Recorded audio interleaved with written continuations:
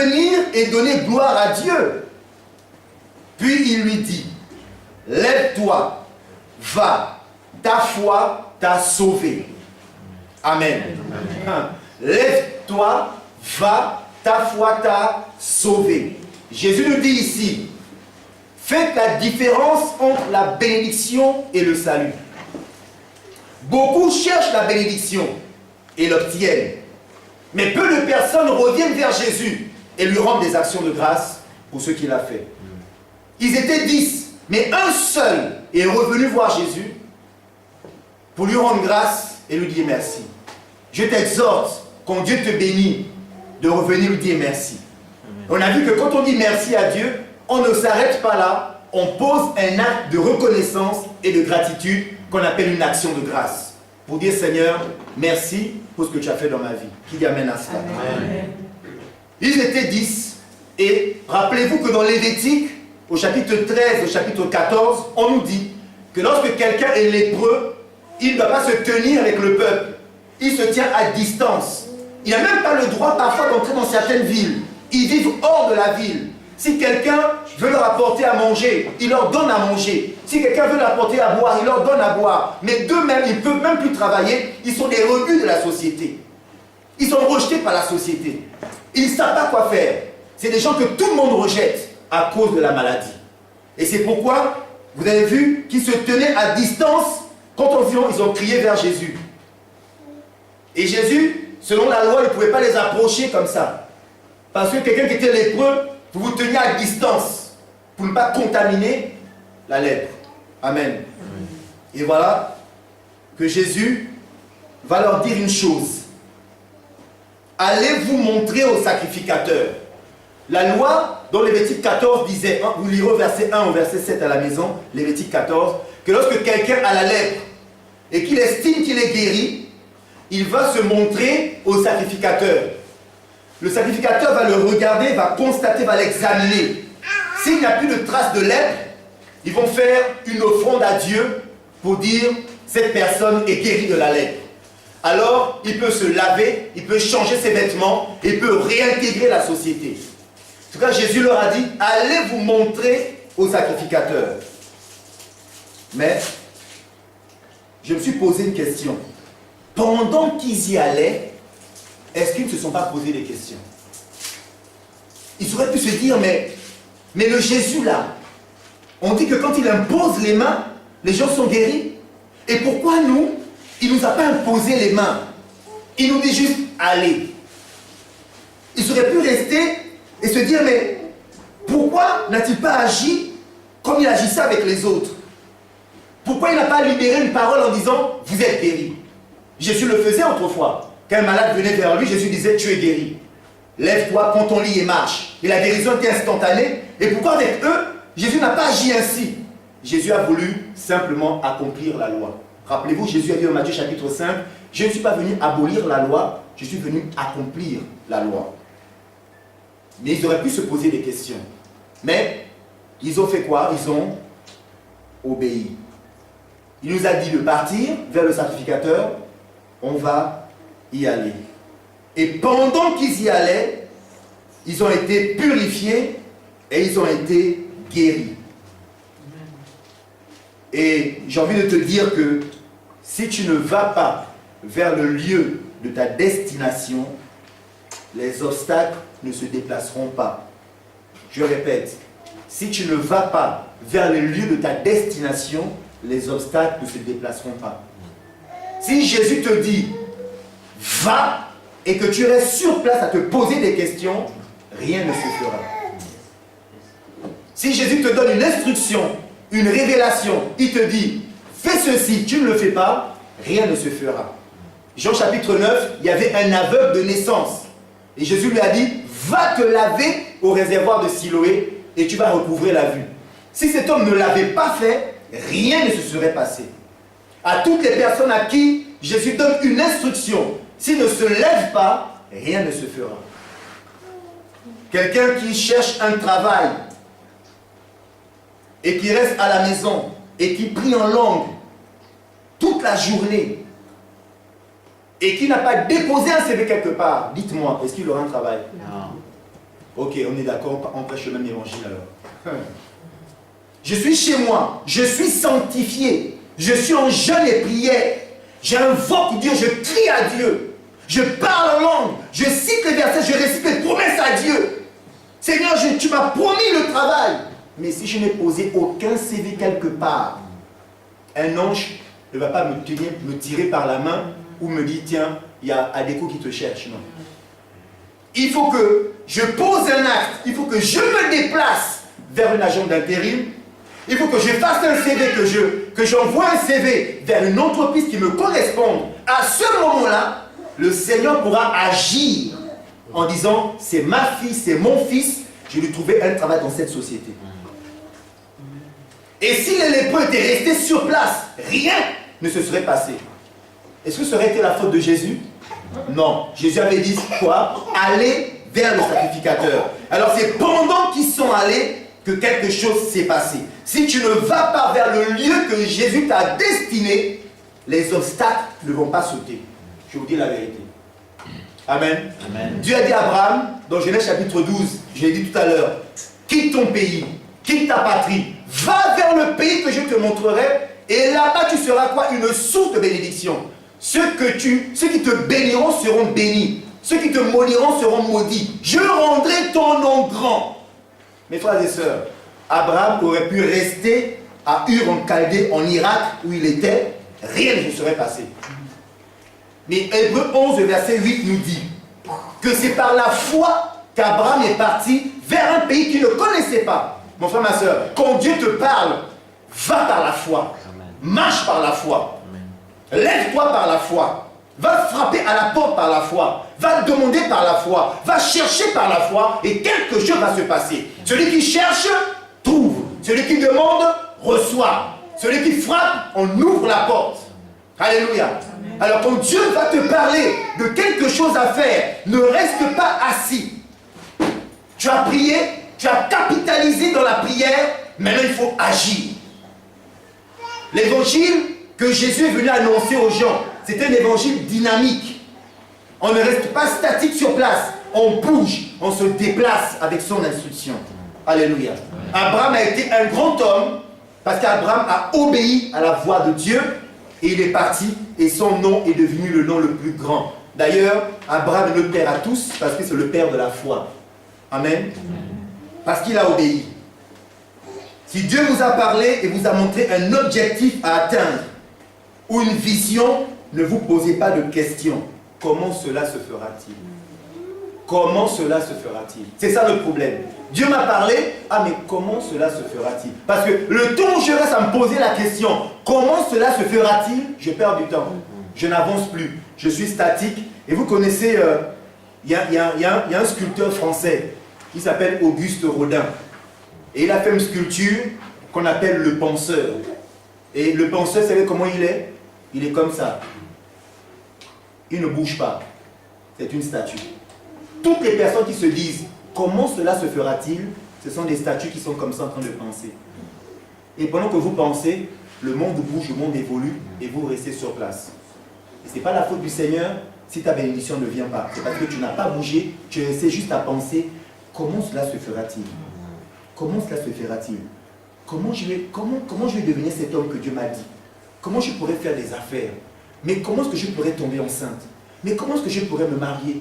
Mais comment est-ce que je pourrais avoir des papiers dans ce pays-là? Mais comment est-ce que je pourrais déménager? Donc pendant que je suis dans le comment, je ne fais rien. Je n'avance pas et je suis en train de réfléchir, mais comment je vais faire?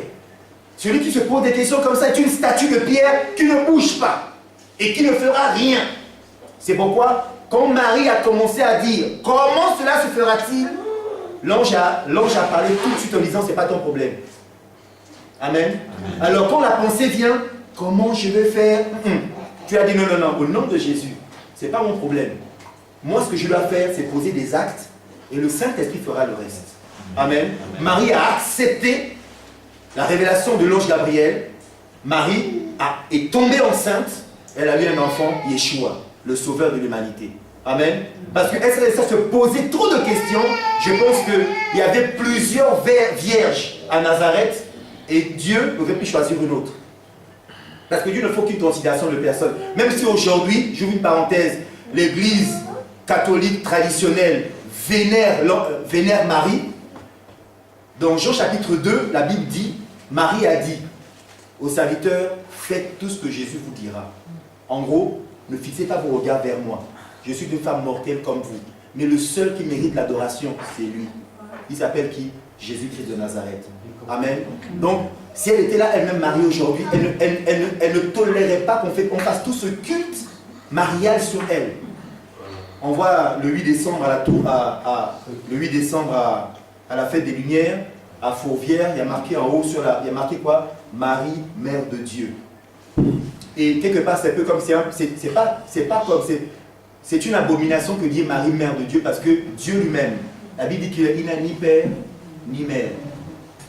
Il n'a ni commencement de jour, ni fin de vie. Il est alpha, il est oméga. Il est le commencement, il est la fin. Il a circoncis toute l'histoire, toute l'humanité. Mais qui peut affronter Dieu? Personne. Amen. Je ferme la parenthèse. Comment cela se fera-t-il? Ne te pose pas de questions, ne t'arrête pas en chemin. Plus tu te poseras des questions, plus tu vas rester à tourner en rond et rien ne se fera. Amen. Tu as quelque chose, tu as une affaire. Si tu ne te lèves pas, rien ne se fera. Ceux qui ont des très bonnes idées et qui ne passent pas à l'action restent au même état. Et quelqu'un peut un jour entendre ton idée. Je dis bien, quelqu'un peut un jour entendre ton idée et la mettre en pratique et lui va réussir. Donc peut-être que tu as une idée qui vaut beaucoup d'argent, mais comme tu ne fais que parler, quelqu'un va entendre, il va aller faire le business et ça va marcher. Après tu diras, ah, mais c'était mon idée. C'était mon idée, hein. Oui, c'était ton idée. Mais lui, il est en train d'évoluer, il est parti, il est loin. Mais toi, tu es toujours où? Le penseur. Le penseur. Amen. Ne serons pas des statues. On va aller dans Marc au chapitre 16.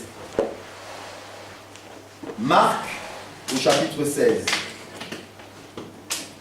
Ne t'arrête pas en chemin et ne te pose pas trop de questions. Comment cela se fera-t-il? Le comment appartient à Dieu. Marc chapitre 16 du verset 1 au verset 7. Marc chapitre 16, du verset 1 au verset 7. Lorsque le sabbat fut passé, Marie de Magdala, Marie-Madeleine dans d'autres versions, Marie la mère de Jacques et Salomé achetèrent des aromates afin d'aller embaumer Jésus. Le dimanche, elles se rendirent au tombeau de grand matin au lever du soleil. Elles se disaient entre elles, qui nous roulera la pierre qui ferme l'entrée du tombeau? Mais quand elles levèrent les yeux, elles s'aperçurent que la pierre, qui était très grande, avait été roulée. Elles pénétrèrent dans le tombeau, virent un jeune homme assis à droite, habillé d'une robe blanche, et elles furent épouvantées. Il leur dit, n'ayez pas peur. Vous cherchez Jésus de Nazareth, celui qui a été crucifié. J'ai une bonne nouvelle pour vous. Il est ressuscité. Il n'est pas ici. Voilà l'endroit où il avait été déposé. Mais allez dire à ses disciples et à Pierre qu'il vous précède en Galilée. C'est là que vous le verrez, comme il vous l'a dit. Elles sortirent du tombeau et s'enfuirent, toutes tremblantes et bouleversées. Et elles ne dirent rien à personne, car elles étaient effrayées. Qui nous roulera la pierre qui est sur le tombeau? Voilà des femmes. Jésus était un homme qui avait un objectif. Jésus avait un but en venant sur la terre. Et Jésus, à plusieurs reprises, a dit à ses disciples, il faut que le Fils de l'homme aille à Jérusalem, qu'il soit arrêté, qu'il soit maltraité, qu'il soit crucifié. Mais écoutez bien, 3 jours après, il va ressusciter. Jésus a dit à plusieurs reprises à ses apôtres, mais on voit qu'aucun d'entre eux, finalement, n'a cru en ce qu'il disait. Ils l'ont vu arrêté, ils l'ont vu maltraité, ils l'ont vu crucifié, ils l'ont vu enterré, et pour eux, ça s'arrêtait là. l'histoire de Jésus était finie. Donc tout ce que Jésus leur disait, ça rentrait là et ça sortait ici. Mon frère, ma soeur, quand tu viens à l'église, que les paroles de l'Éternel n'entrent pas ici et ça ressort là-bas. Quand ça rentre là, laisse que ça descende dans ton cœur, que tu dises oui et amen à cette parole. Parce que le jour de l'accomplissement va arriver, et si tu n'as pas accepté dans ton cœur cette parole, tu passeras à côté du jour où Dieu voulait te visiter. Combien de personnes sont passées à côté de la visitation du Seigneur? Combien de personnes Dieu a envoyé un ange pour répondre à leurs besoins, mais le jour où l'ange s'est présenté, il n'était pas là? Combien de personnes? C'est l'histoire, quand j'étais dans mon ancienne église, j'étais encore un frère, et un pasteur nous a raconté l'histoire de Jacqueline. Jacqueline avait un problème. Et Jacqueline avait dit à tous les pasteurs de l'église son problème. Et tout le monde savait que Jacqueline avait un problème. Dès qu'il y avait une réunion de prière, Jacqueline disait, j'ai un sujet de prière. Tout le monde connaissait le sujet de prière de Jacqueline. Quand il y avait une réunion de prière, on savait. Dès qu'elle levait la main, on dit, ah Jacqueline, on connaît ton sujet. Elle dit, priez encore, pasteur. Et on priait encore pour son problème. À la veillée, Jacqueline levait la main. Priez pour mon problème. On priait. À l'intercession, Jacqueline levait la main. Priez pour moi. On priait pour Jacqueline. Tout le monde à l'église connaissait l'histoire de Jacqueline et son problème. Dieu, dans sa miséricorde, a envoyé un pasteur qui venait de loin pour bénir Jacqueline. Mais comme le diable est diable, le diable a réussi à envoyer des gens le matin chez Jacqueline pour dire, hé Jacqueline, ça fait longtemps qu'on t'a pas vu, on veut te visiter. Elle dit, mais c'est le jour où je viens à l'église. Oh, mais c'est pas grave, attends, on vient de loin, on a faim, on est quand même ta famille. L'église, tu vas tous les jours, mais aujourd'hui, fais une exception. Elle dit, hé, vous là aussi, non.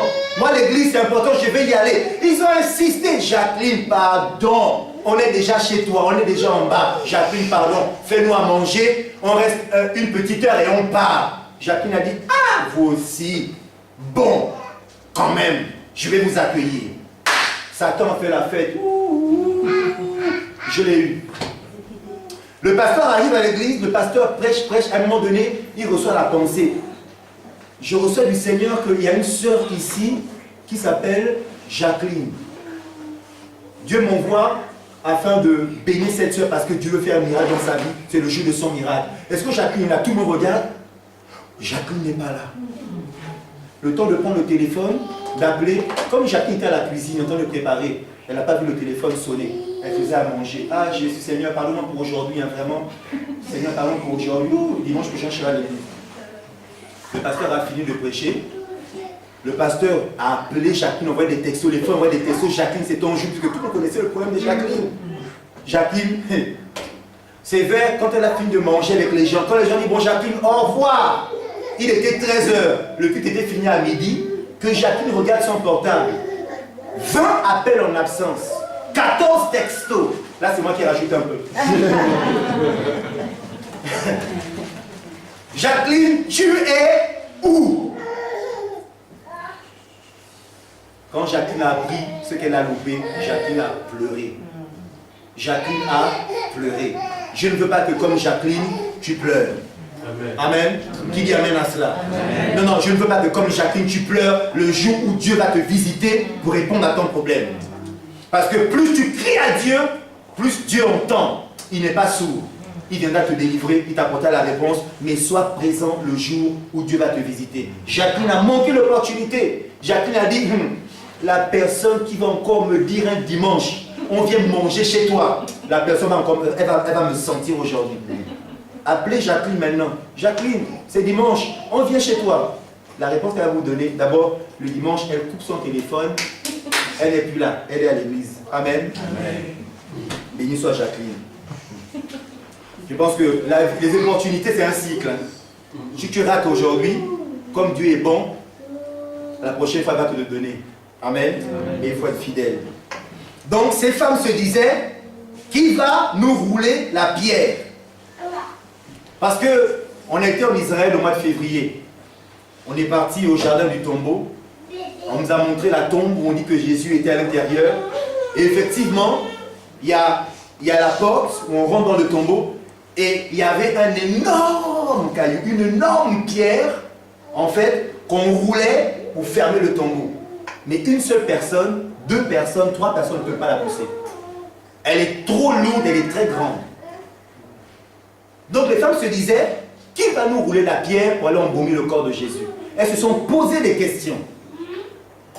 Parce qu'à force de se poser des questions, on peut amplifier notre problème. Des fois, le problème est petit, mais plus je me pose des questions, qui va m'aider dans ma situation? Ouais, qui va m'aider? Je n'ai personne. Je n'ai personne dans mon entourage qui a une bonne position. Je n'ai personne que je connais qui a de l'argent. Oh, plus je me pose ces questions, et plus j'amplifie mon problème. Mais elles ont fait une chose. Elles ont continué à marcher vers le tombeau. Mon frère, ma soeur, n'arrête pas de marcher, continue à avancer vers le lieu de ta destination. Leur destination, c'était le tombeau. Et le tombeau, c'est l'image de tes promesses, de ton miracle, de ta guérison, de ton entreprise, de ta société, de ton travail, de tes papiers, de tes documents, de tout ce que tu as crié à Dieu, c'est enfermé dans le tombeau. Tu te dis, mais qui pourra changer ma situation? Celui qui peut le faire, c'est Dieu. Celui qui peut le faire, c'est Dieu. Parce que quand elles ont levé les yeux, qu'est-ce qui s'est passé? Elles ont vu que le tombeau était ouvert. Amen.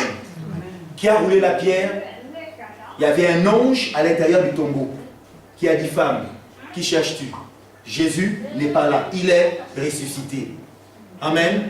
Ça c'est une bonne nouvelle. Jésus est ressuscité. Il y a des gens qui disent, il n'est pas ressuscité.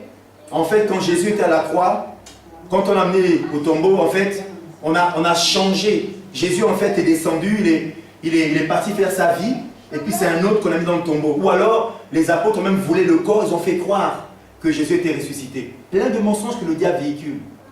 Il y a même des religions qui croient, dur comme fer, que le Jésus que vous adorez, il n'est même pas mort à la croix, il n'est même pas ressuscité.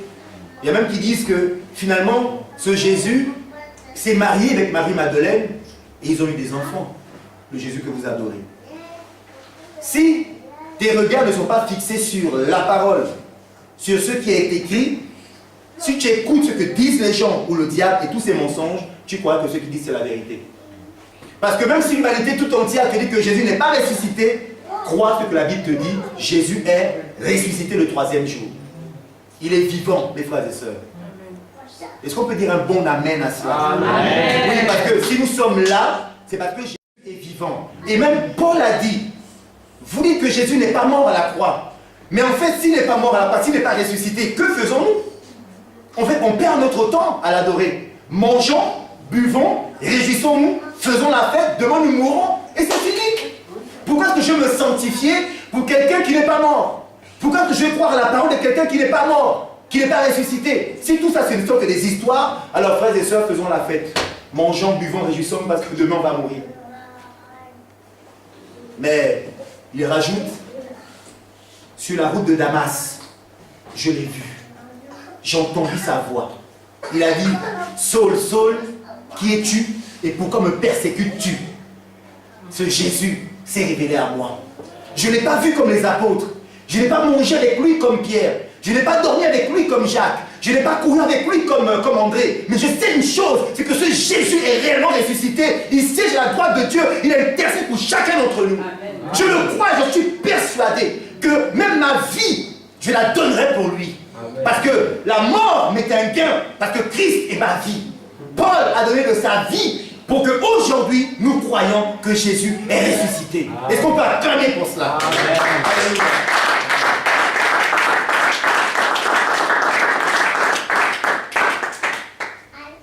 La pierre a été roulée. Mes frères et sœurs, quand vous avez un objectif dans la vie, n'écoutez pas ce que les gens vous diront. On va lire 2 Rois au chapitre 2. C'est dans l'Ancien Testament.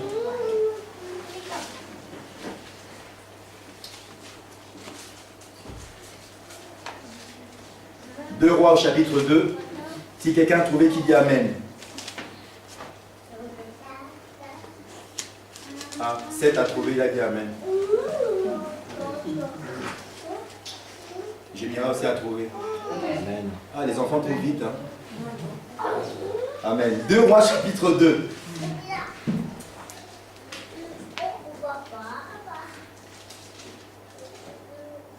On va lire à partir du verset 1.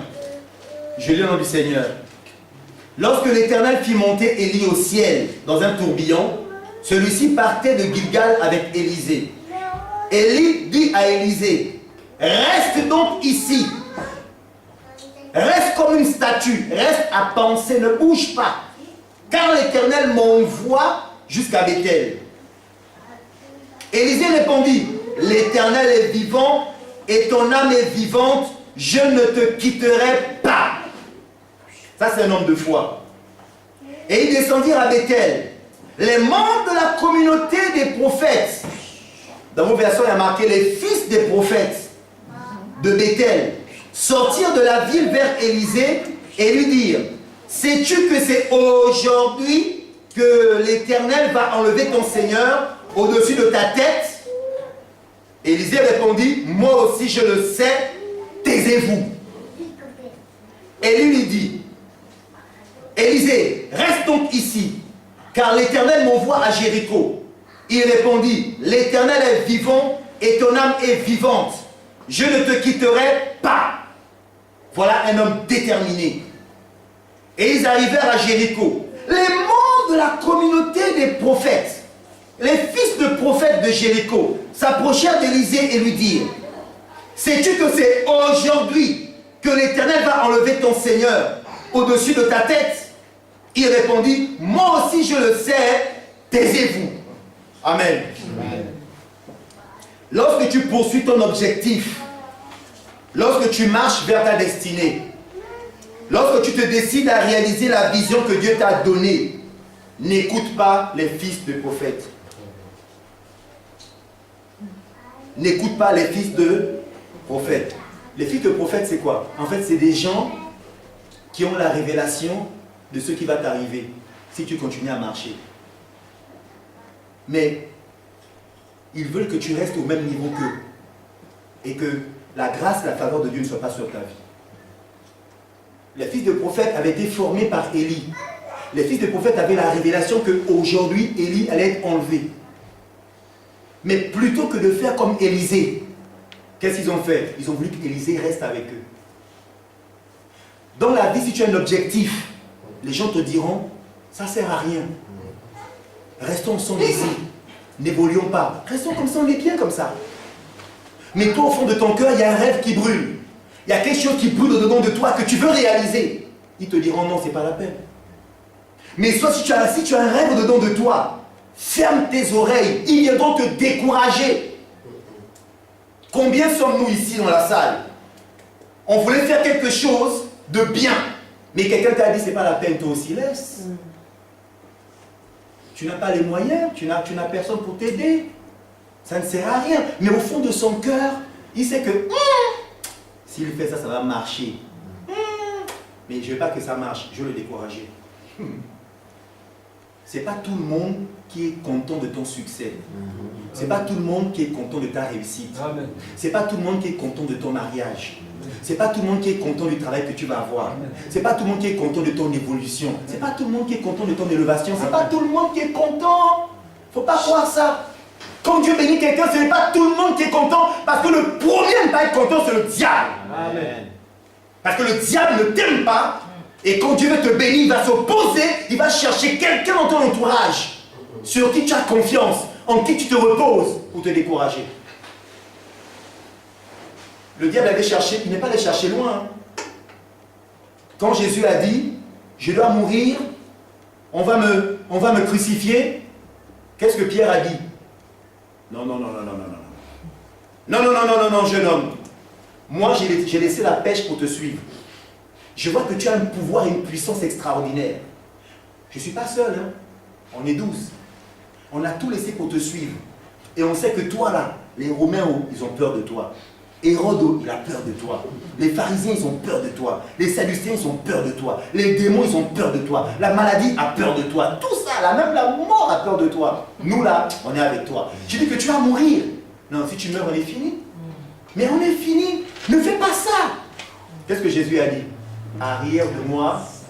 Est-ce qu'il a dit arrière de moi, Pierre? Non. Donc le problème, ce n'est pas mon oncle, ce n'est pas ma tante, ce n'est pas ma grand-mère, ce n'est pas ma femme, ce n'est pas mon mari. Le problème, c'est Satan. Je répète, le problème ce n'est pas mon mari, ce n'est pas ma grand-mère, ce n'est pas ma tante, ce n'est pas mon enfant, c'est pas mon... Non, non, le problème c'est Satan. Satan influence les gens par les pensées pour bloquer ta destinée. Le problème c'est le diable. Et Jésus a dit, arrière de moi, Satan, car ses pensées ne sont pas celles de Dieu, mais celles du diable, celles des hommes. Amen.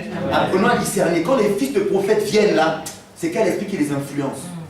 Amen. Parce que tout ce qui va t'empêcher d'aller dans ta destinée, c'est le diable. Ferme tes oreilles. Parce que Élisée savait qu'il y avait une onction là-bas qui va faire la différence entre lui et les soi-disant fils de prophètes. Parce qu'il ne voulait pas rester à leur niveau. Mon frère, ma soeur, dans la vie, ne te contente pas d'être au niveau de tout le monde. Dans la vie, il ne faut pas dire que non, je suis dans la norme, c'est normal. Ah, à l'école, tout le monde a 10. Moi, je suis à 10. C'est bon. 10 de moyenne, nickel. Mention passable. Donc, comme c'est mention passable, mais je passe, non? Alors voilà. Donc, je suis comme tout le monde. C'est ce qu'on appelle ça la médiocrité. C'est la médiocrité. Vouloir être comme tout le monde, c'est la médiocrité. Il ne faut pas être dans la norme 10, c'est bon. Non. La Bible dit, vous serez là, et non là. La queue là. C'est ceux qui sont en mention parce qu'ils sont derrière. Ils veulent quoi? Parce que la queue, on te tire la queue pour dire, reste avec nous. Reste avec nous. Reste avec nous. Mais quand tu as la tête, pour qu'on puisse te toucher là, c'est dangereux. Parce qu'à la tête, il y a les yeux, on voit. La tête, il y a des oreilles, on entend. La tête, il y a la bouche et puis on parle. Hein? La tête, c'est la tour de contrôle. Donc, vous ne ferez pas de moi ce que vous voulez. Je ne serai pas ce que vous voulez que je suis. J'ai des ambitions. C'est vrai, je suis venu en France, j'ai commencé comme technicienne de surface. Oui, j'ai commencé. Bon, chez nous en Afrique, on dit femme de ménage. Ici, on dit technicienne de surface. Donc, j'ai commencé par être technicienne de surface. Ce n'est pas une honte. J'ai commencé par là. Mais je ne vais pas rester là d'être. Parce que je vais monter un peu plus. Et c'est ça la vie en fait. Et quand tu montes un peu plus, Dieu t'accompagne. J'ai écouté un pasteur qui a raconté une histoire. Il dit que sa femme était technicienne de surface dans un hôpital lyonnais.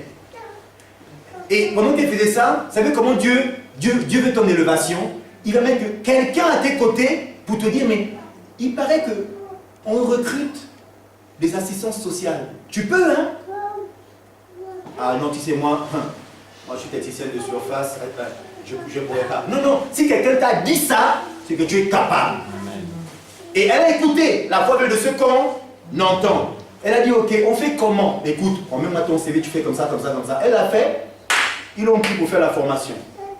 Elle a fait la formation, elle a passé le concours, elle a eu du premier coup. Parce que l'Éternel, quand il est avec toi, sur le chemin de ta destinée, il va t'ouvrir les portes qui t'amènent à cela. Amen. Elle est devenue aide-soignante et elle a fait son travail.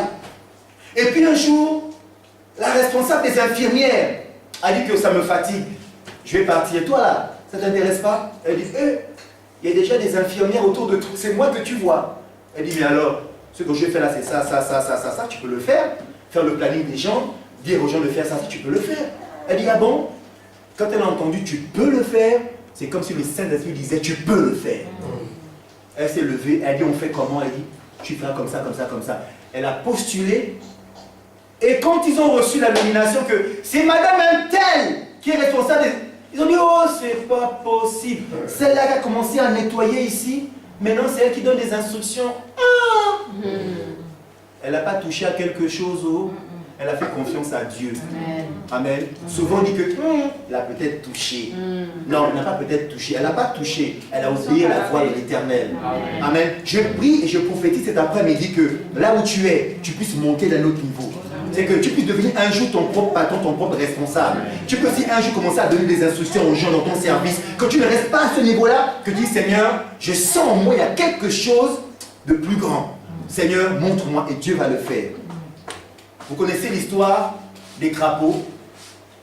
Les crapauds ont la foi.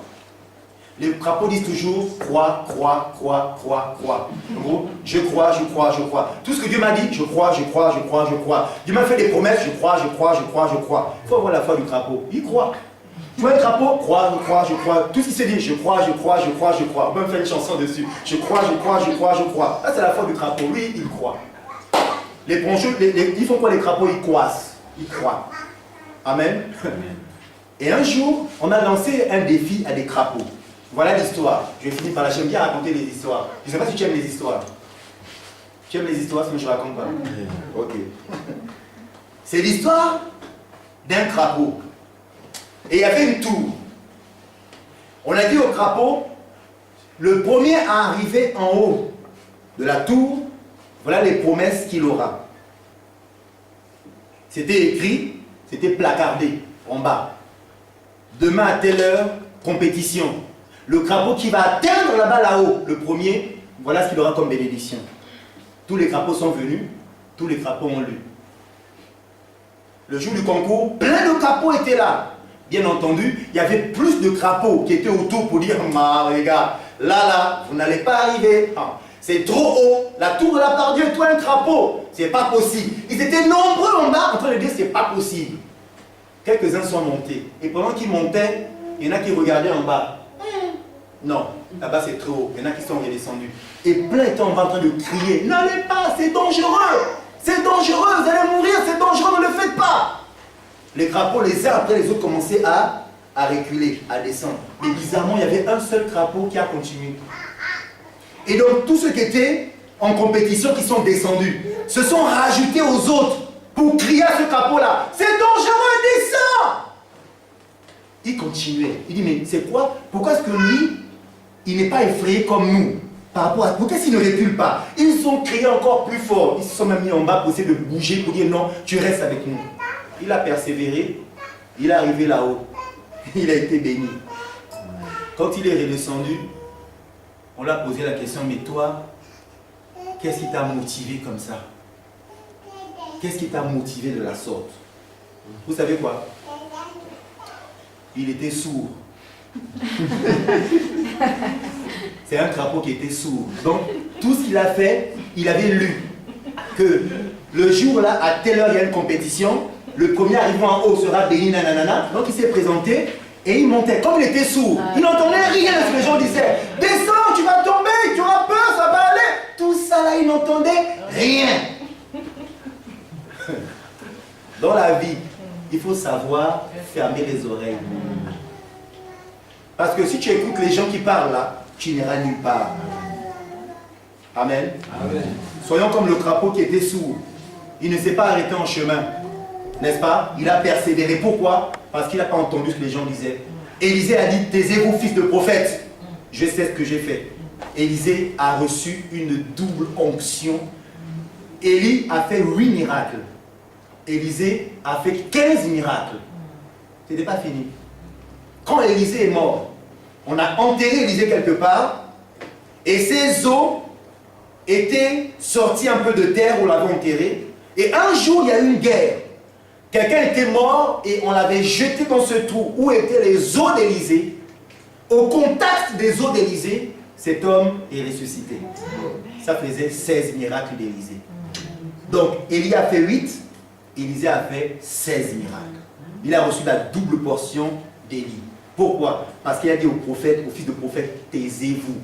Votre affaire, ça ne m'intéresse pas, moi je sais où je vais. Mes frères et sœurs, ayez un objectif dans la vie. Je répète, ayez un objectif dans la vie. Celui qui n'a pas un objectif dans la vie va être quelqu'un qui va vivoter, qui va tourner en rond et qui ne sait pas quoi faire, il ne sait pas où aller, il va être un suiveur. Dans la vie, il y a 2 catégories de personnes. Il y a les leaders, il y a ceux qui suivent les leaders. C'est à toi de choisir dans quelle catégorie tu veux être. Mais le Saint-Esprit que nous avons reçu est un esprit qui nous pousse à être la tête, à être en avant, afin que les gens suivent. N'est-ce pas? Alors en toi, il y a un esprit supérieur, en toi, il y a le Saint-Esprit. Ne t'arrête pas en chemin, continue la course, tu finiras par sortir du tunnel et tu verras la gloire de Dieu. Ne t'ai-je pas dit que si tu crois, tu verras la gloire de Dieu? Que l'Éternel vous bénisse. Amen. Amen.